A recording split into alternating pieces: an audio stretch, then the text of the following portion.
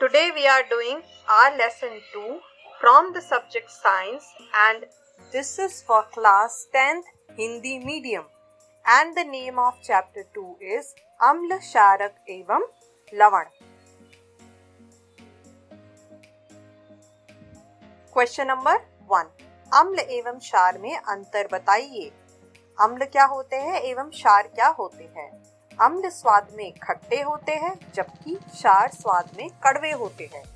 अम्ल नीले लिटमस को लाल रंग का कर देते हैं जबकि क्षार लाल लिटमस को नीला कर देते, उल्टा कर देते हैं। अम्ल जो होते हैं उनसे हमें H+ आयन प्राप्त होता है, या फिर अगर आपको किसी से भी H+ आयन मिल रहा है तो आप समझ जाएंगे ये अम्ल है, ये एसिड है। और क्षार से हमें OH- आयन प्राप्त होता है। अम्ल क्षार को विस्थापित करते हैं, क्षार अम्ल को विस्थापित करते हैं। अम्ल धातुओं के साथ क्रिया कर सकते हैं जबकि क्षार धातुओं के साथ क्रिया नहीं कर सकते। सेकंड क्वेश्चन, लवण किसे कहते हैं? उत्तर, अम्ल धातु से क्रिया करके एक यौगिक बनाता है। जो एसिड होता है वो धातु यानी कि मेटल से क्रिया करके सदैव एक यौगिक का निर्माण करता है, एक कंपाउंड का निर्माण करता है, जिसे हम क्या कहते हैं? लवण कहते हैं। नेक्स्ट, उदासीनीकरण अभिक्रिया क्या है? उत्तर, उदासीनीकरण अभिक्रिया अम्ल एवं क्षारक की अभिक्रिया के परिणाम स्वरूप लवण तथा जल प्राप्त होते हैं। जब एक अम्ल की क्रिया हम एक क्षारक के साथ कराते हैं तो रिजल्ट में हमें क्या प्राप्त होता है? एक लवण प्राप्त होता है, यानी कि एक सॉल्ट प्राप्त होता है, साथ ही साथ जल प्राप्त होता है। इस अभिक्रिया को हम कहते हैं उदासीनीकरण की अभिक्रिया। दैट मीन्स NaOH क्या हो जाएगा आपका? एक क्षार हो जाएगा। HCl क्या है? एक सॉलिड स्ट्रॉन्ग एसिड है। इन दोनों की जब क्रिया कराई तो आपको क्या मिला? लवण। That means NaCl plus H2O पानी। नेक्स्ट, सूचक किसे कहते हैं? सूचक वे रासायनिक पदार्थ है जो रंग परिवर्तन द्वारा किसी रासायनिक अनुपात के पूर्ण होने की सूचना देते हैं, सूचक कहलाते हैं। सूचक का मतलब कि इंडिकेटर्स ये वे होते हैं जो अपना रंग बदलते हैं। रंग बदलने के पश्चात हमें पता चल जाता है कि हमारी रासायनिक अभिक्रिया हमने जो करवाई है वो पूर्ण हो गई। नेक्स्ट, पीतल एवं तांबे के बर्तनों में दही या खट्टे पदार्थ क्यों नहीं रखे जाते? आप सभी ने अपने घरों में देखा होगा कि पीतल या फिर तांबे के बर्तन में हम कोई भी खट्टा पदार्थ नहीं रखते। क्यों? उत्तर, पीतल एवं तांबे के बर्तनों में दही या खट्टे पदार्थ नहीं रखने चाहिए क्योंकि यह बर्तनों से क्रिया करके लैक्टिक अम्ल बनाता है जो कि विषैला होता है। ये जो दही और खट्टे पदार्थ होते, अगर हमने तांबे के बर्तन में रख दिया तो ये उस धातु से क्रिया करके एक एसिड बनाएंगे जिसे क्या कहा जाता है? लैक्टिक एसिड कहा जाता है, और ये विषैला होता है। नेक्स्ट क्वेश्चन, धातु के साथ अम्ल की अभिक्रिया होने पर सामान्यतः कौन सी गैस निकलती है? एक उदाहरण के द्वारा समझाइए। इस गैस की उपस्थिति की जांच आप कैसे करेंगे? उत्तर, धातु के साथ अम्ल की अभिक्रिया होने पर सामान्यतः हाइड्रोजन गैस निकलती है। कौन सी गैस निकलती है? जब धातु एसिड के साथ क्रिया करता है तो हाइड्रोजन गैस निकलती है। एग्जाम्पल हो जाएगा Zn plus H2SO4 is equals to ZnSO4 plus H2। जब हम जलती हुई तीली इस गैस के पास ले जाते हैं तो हम देखते हैं ये फटफट की ध्वनि से बचता है। नेक्स्ट, 6, कोई धातु यौगिक A तनु हाइड्रोक्लोरिक अम्ल के साथ अभिक्रिया करता है जो बुदबुदाहट उत्पन्न होती है। इससे उत्पन्न गैस जलती मोमबत्ती को बुझा देती है। यदि उत्पन्न यौगिकों में से एक कैल्शियम क्लोराइड है तो इस अभिक्रिया के लिए संतुलित रासायनिक समीकरण क्या होगा? उत्पन्न जो मतलब रिजल्ट जो आ रहा है, उन्होंने कहा कि एक तो कैल्शियम क्लोराइड आ रहा है और इधर जो पार्टिसिपेट कर रहा है उनमें से उन्होंने बता दिया कि एक तो HCl है। तो अगर HCl की क्रिया कैल्शियम कार्बोनेट से होती तभी क्या मिलेगा हमें? कैल्शियम क्लोराइड मिलेगा। तो ये तो हम समझ सकते हैं कि HCl को अगर हम CaCO3 के साथ रिएक्ट कराएंगे तभी हमें CaCl2 प्राप्त होगा। और क्या क्या मिलेगा? H2O मिलेगा प्लस कार्बन डाइऑक्साइड मिलेगा। कार्बन डाइऑक्साइड एक ऐसी गैस है जो जलती हुई मोमबत्ती को बुझा देगी, क्योंकि जलने के लिए आवश्यक कौन सी गैस होती है? ऑक्सीजन। उसी के विपरीत अगर कार्बन डाइऑक्साइड है तो वो बुझा देगी किसी भी जलती हुई चीज को। नेक्स्ट, HCl, HNO3 आदि जलीय विलयन में अम्लीय अभिलक्षण क्यों प्रदर्शित करते हैं? दोनों ही एसिड है, एक है नाइट्रिक एसिड और एक है हाइड्रोक्लोरिक एसिड। इन्हें जब हम जलीय विलयन में मिला देते हैं या जल के साथ मिक्स कर देते हैं तो ये अभिलक्षण प्रदर्शित करते हैं। ऐसा क्यों?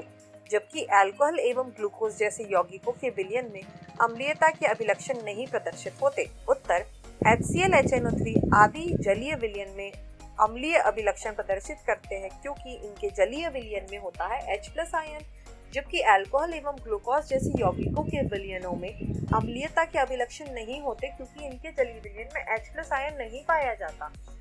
अभिलक्षण प्रदर्शित करने के लिए एक कंडीशन जरूरी होती है कि जो भी यौगिक है उसके पास H+ आयन हो।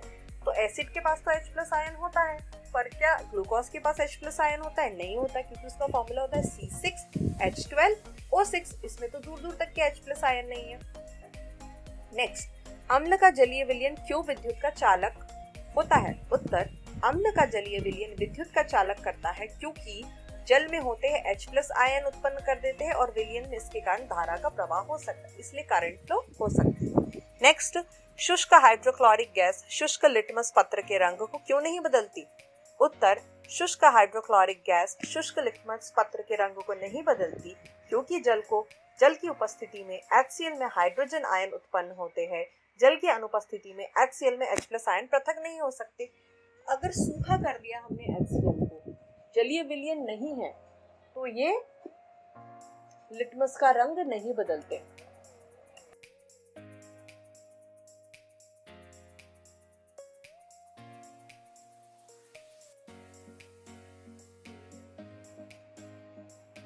नेक्स्ट क्वेश्चन है, अम्ल को तनुकृत करते समय यह जल क्यों अनुशंसित करते हैं कि अम्ल को जल में मिलाना चाहिए, ना कि जल को अम्ल में?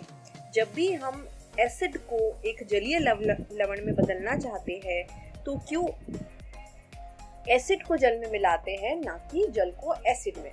उत्तर जल को अम्ल में मिलाने पर यह अभिक्रिया कर तीव्र विस्फोट कर सकता है। अगर आपने जल को अम्ल में मिलाया तो ये तेजी से अभिक्रिया करके एक तीव्र विस्फोट कर सकता है, इसलिए कभी भी जल को अम्ल में नहीं मिलाते हैं, बल्कि अम्ल को जल में धीरे धीरे मिलाते हैं। नेक्स्ट क्वेश्चन, अम्ल के विलयन को तनुकृत करते समय hydronium ion that means H3O+ की सांद्रता कैसे प्रभावित हो जाती है?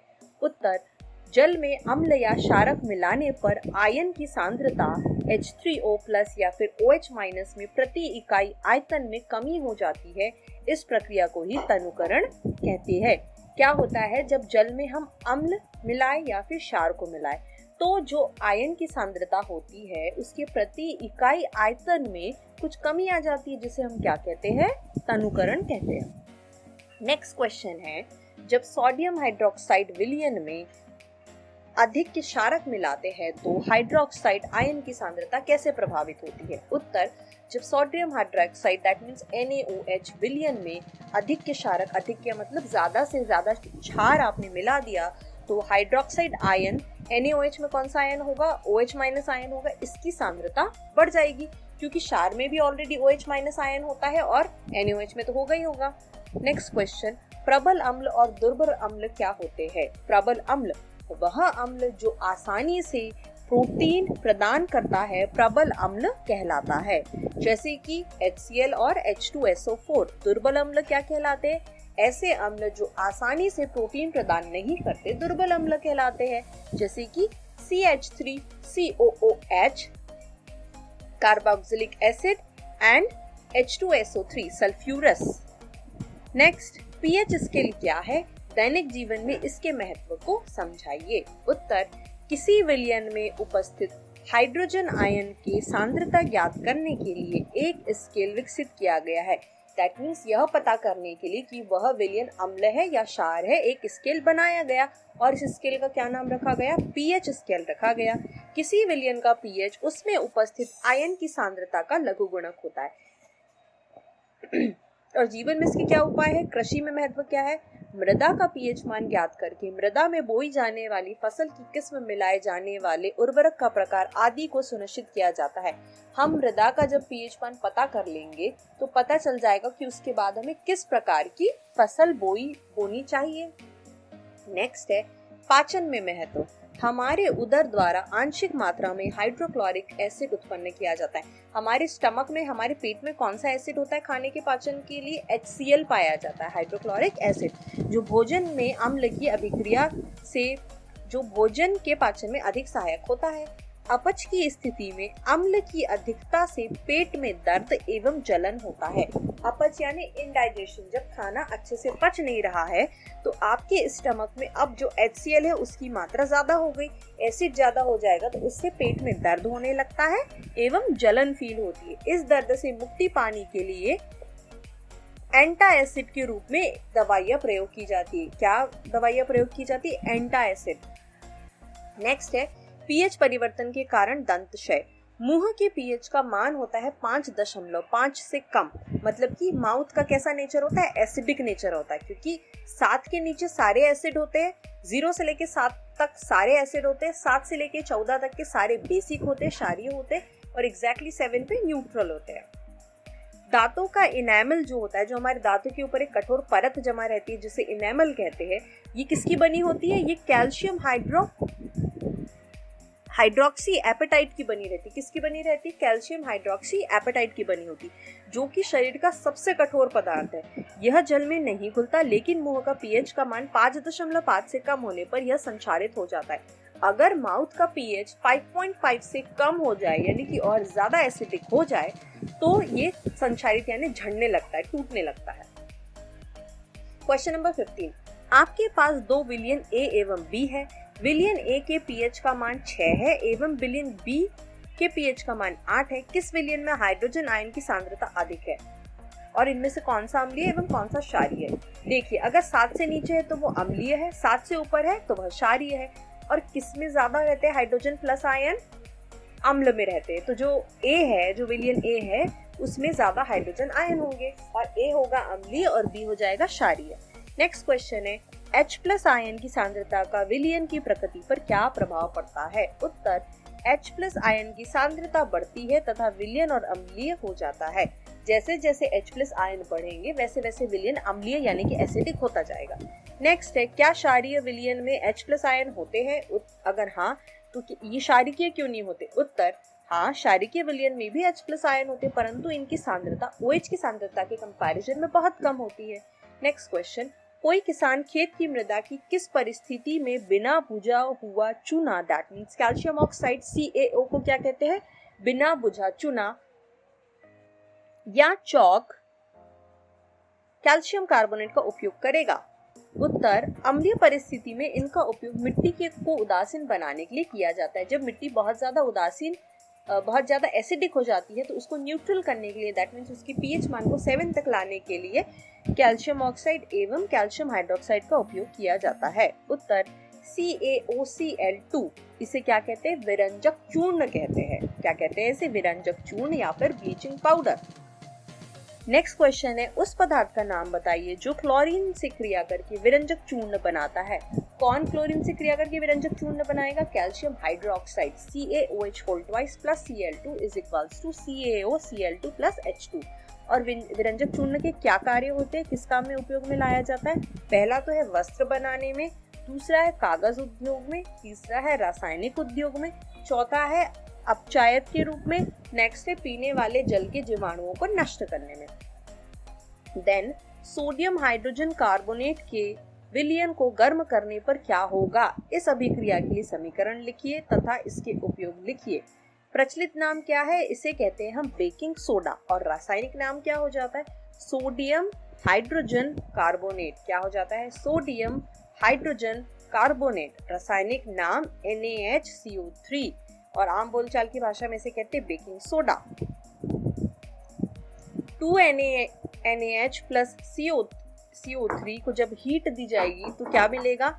Na2CO3 plus H2O plus CO2।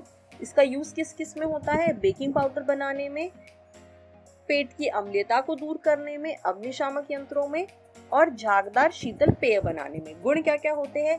जल में अम्लीयता प्रदर्शित करता है, इसका विलयन क्षारीय होता है और श्वेत क्रिस्टलीय ठोस होता है। Question number 22, plaster of Paris की जल के साथ अभिक्रिया के लिए समीकरण लिखिए। प्रचलित नाम plaster of Paris POP।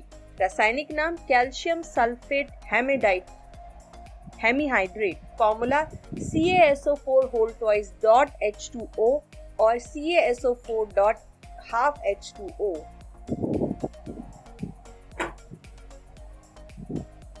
Use क्या क्या होते हैं? जिप्सम, प्लास्टर ऑफ पेरिस किसको गर्म करने पे मिलता है? जिप्सम को गर्म करने पर हमें प्लास्टर ऑफ पेरिस मिलता है।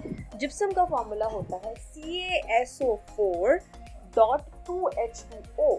अगर अब हम इसे गर्म कर देंगे तो यहाँ पर जल के कितने अणु दिखाई दे रहे हैं? 2 दिखाई दे रहे हैं। 2H2O गर्म करने पर बचेंगे कितने? सिर्फ और सिर्फ 1.5 बचेंगे, आधा उड़ जाएगा। इसके उपयोग किस में होते हैं? टूटी हड्डी को जोड़ने में, दंत चिकित्सा के साँचे बनाने में, मूर्ति खिलौने बनाने में, प्रयोगशाला में। एवं गुण होते कि एक सफेद चूर्ण होता है, दूसरा प्लास्टर ऑफ पेरिस जल्दी जमता है। नेक्स्ट क्वेश्चन, धोने के सोडे का नाम लिखिए। प्रचलित नाम होता है दावन सोडा एंड रासायनिक नाम होता है सोडियम कार्बोनेट हाइड्रेट। फॉर्मूला हो जाता है Na2CO3.10H2O। उपयोग क्या होता है? अपमार्जक के रूप में किया जाता है। नेक्स्ट, प्रयोगशाला में अभिकर्मक के रूप में, कपड़ा उद्योग में। एवं गुण होते कि यह सफेद क्रिस्टलीय ठोस है, जल में विलयन है, प्रबल क्षार है। नेक्स्ट, कोई विलयन लाल लिटमस को नीला कर देता है, इसका पीएच संभवतः क्या होगा? उत्तर 10। अगर कोई लिटमस को नीले को लाल को नीला कर देता है तो उसका पीएच संभवतः 10 होगा, यानी कि वह क्षार होगा। कोई विलयन अंडे के पिसे हुए कवच से अभिक्रिया कर एक गैस उत्पन्न करता है जो चूने की पानी को दूधिया कर देती है, तो इस विलयन का क्या नाम होगा? HCl होगा। HCl अंडे के कवच से क्रिया करके क्या कर देता है? एक ऐसी गैस उत्पन्न कर देता है जो चूने के पानी को दूधिया कर देती है। नेक्स्ट क्वेश्चन है, NaOH का 10 ml विलयन HCl के 8 ml विलयन से पूर्णतः उदासीन हो जाता है। मतलब कि NaOH क्षार को हमने ज्यादा लिया 10 ml और एसिड को हमने सिर्फ 8 ml लिया, तब भी उसने उसको उदासीन कर दिया, न्यूट्रल कर दिया। अब यदि हम NaOH के उसी विलयन की 20 ml मात्रा ले तो उसे उदासीन करने के लिए हमें HCl की कितनी लेनी पड़ेगी? कम ही लेनी पड़ेगी, क्योंकि यहाँ पे भी कम से काम चल गया, 2 से कम काम चल गया। अगर 10 का काम 8 में चल गया तो 20 का कितना चलेगा? 8 को डबल कर दो, 16 ml में हो जाएगा। नेक्स्ट है,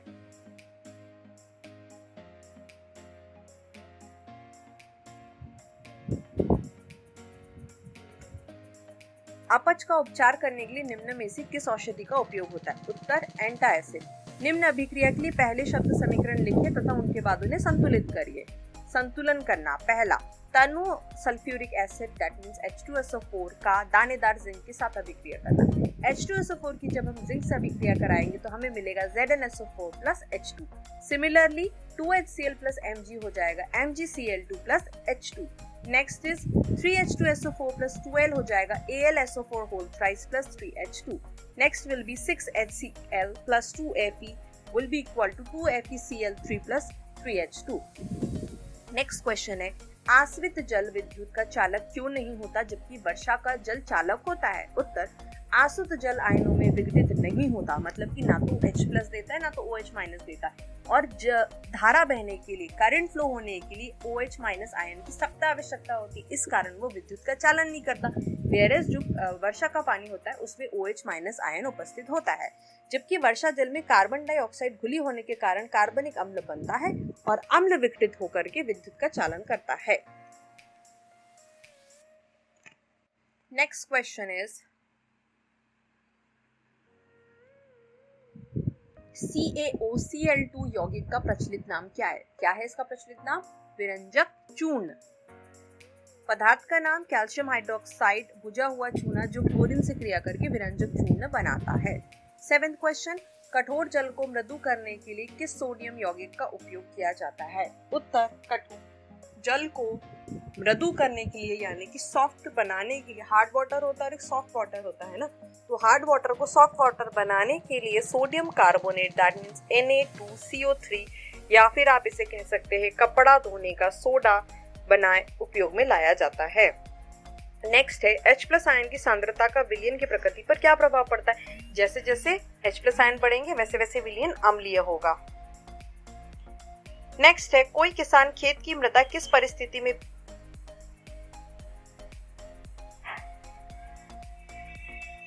नेक्स्ट क्वेश्चन इज तनुकरण क्या है?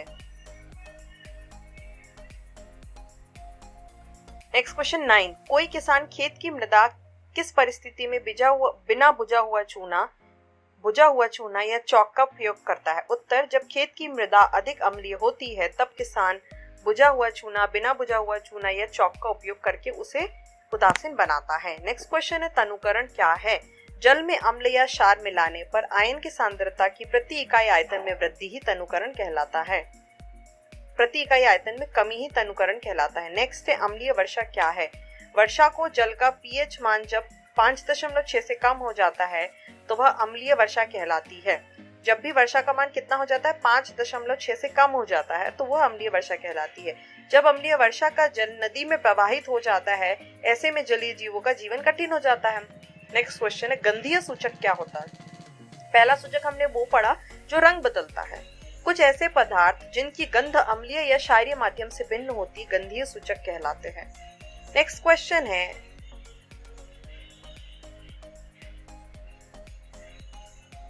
जल की अनुपस्थिति में अम्ल का व्यवहार अम्लीय क्यों नहीं होता? क्वेश्चन नंबर 14, जल की अनुपस्थिति में अम्ल का व्यवहार अम्लीय क्यों नहीं होता? उत्तर, जल की अनुपस्थिति में अम्ल H+ आयन नहीं बनाते और अम्लीय व्यवहार दिखाने के लिए H+ आयन उपस्थित होना बहुत जरूरी है, इसलिए जल की उपस्थिति में कोई भी अम्ल अम्लीय व्यवहार नहीं दिखता। क्वेश्चन नंबर 15, 5 बिलियन ABCDE की जब सार्वत्रिक सूचक से जांच की जाती है तो पीएच के मान क्रमशः 4, 1, 11, 7 और 9 प्राप्त होते। बताना कौन है? 7 वाला उदासीन होगा, 11 वाला प्रबल क्षारीय होगा, 9 वाला भी प्रबल क्षारीय होगा, 1 जो है वो प्रबल एसिड होगा। 1 वाला जो है प्रबल एसिड है और 4 वाला भी प्रबल एसिड है, दुर्बल नहीं है, प्रबल है, इसे करेक्ट करेंगे।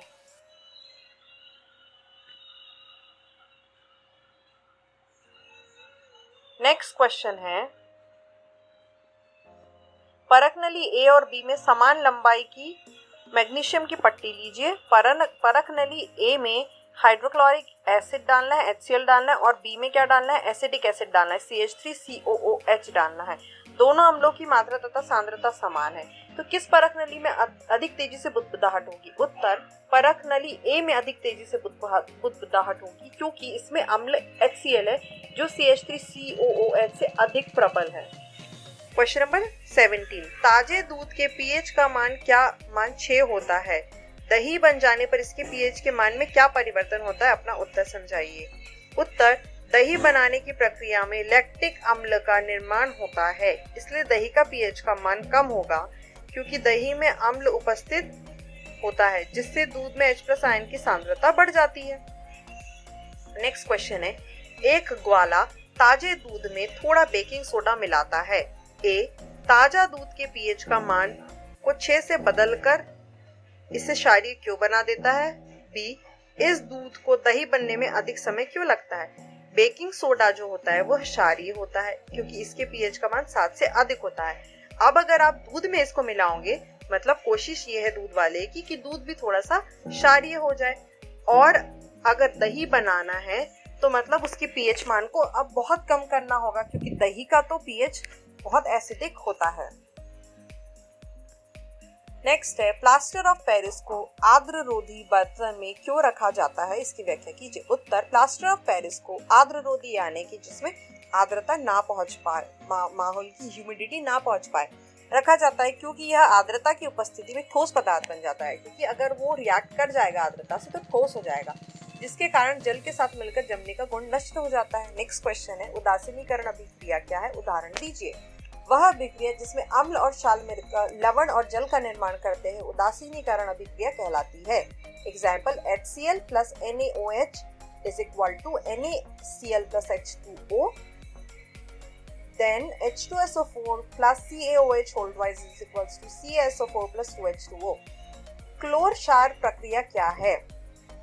सोडियम क्लोराइड के जलीय विलयन से विद्युत धारा प्रवाहित करने पर यह वियोजित होकर सोडियम हाइड्रोक्साइड उत्पन्न करता है।